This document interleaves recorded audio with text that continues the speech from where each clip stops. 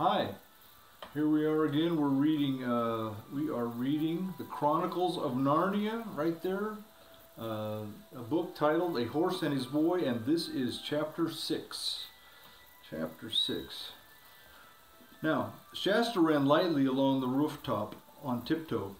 It felt hot to his bare feet. He was only a few seconds scrambling up the wall at the far end, and when he got to the corner, he found himself looking down into a narrow, smelly street, and there was a rubbish heap against the outside of the wall, just as Corin had told him. Before jumping down, he took a rapid glance around him to get his bearings. Apparently he had now come over the crown of the island hill on which Tashba'an is built. Everything sloped away before him, flat roofs below flat roofs, down to the towers and battlements of the city's northern wall. Beyond that was the river, and beyond the river a short slope covered with gardens.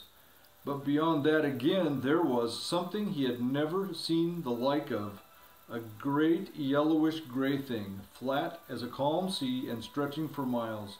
On the far side of it were huge blue things, lumpy but with jagged edges, and some of them with white tops.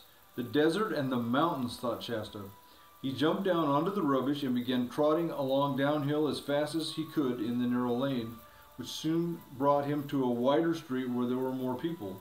No one bothered to look at a little ragged boy running along on bare feet. Still he was anxious and uneasy till he turned a corner and there saw the city gate in front of him. Here he was pressed and jostled a bit, for a good many other people were also going out, and on the bridge beyond the gate the crowd became quite a slow procession, more like a queue than a crowd.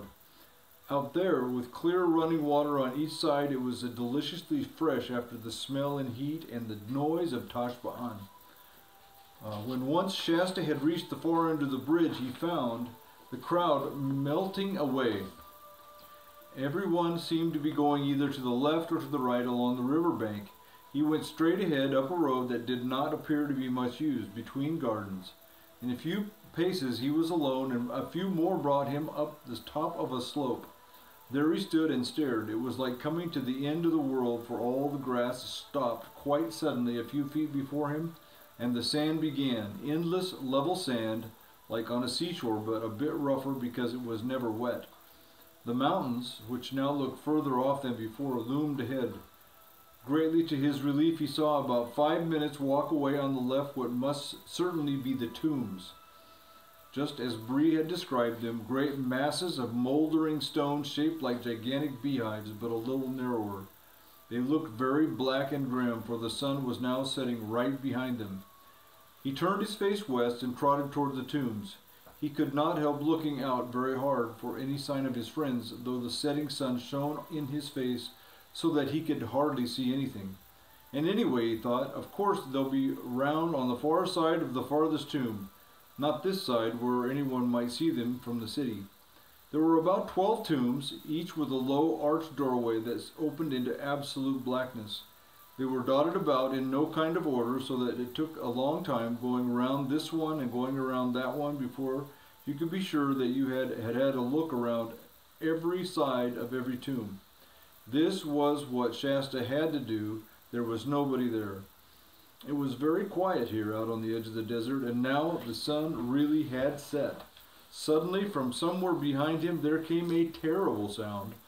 Shasta's heart gave a great jump, and he had to bite his tongue to keep himself from screaming. Next moment he realized what it was. The horns of Tashba'an blowing for the closing of the gates. "Don't be a silly little coward," said Shasta himself. "Why, it's only some noise you heard this morning. But there is a great difference between a noise heard letting you in with your friends in the morning and a noise heard alone at nightfall shutting you out." And now that the gates were shut, he knew that there was no chance of the others joining him that evening. Either they're shut up in Tashba'an for the night, thought Shasta, or else they've gone on without me. And it's just the sort of thing that Aravis would do. But Bree wouldn't. Oh, he wouldn't now, would he? You know what? I need to stop and turn off a bunch of things. I'll be back in a second.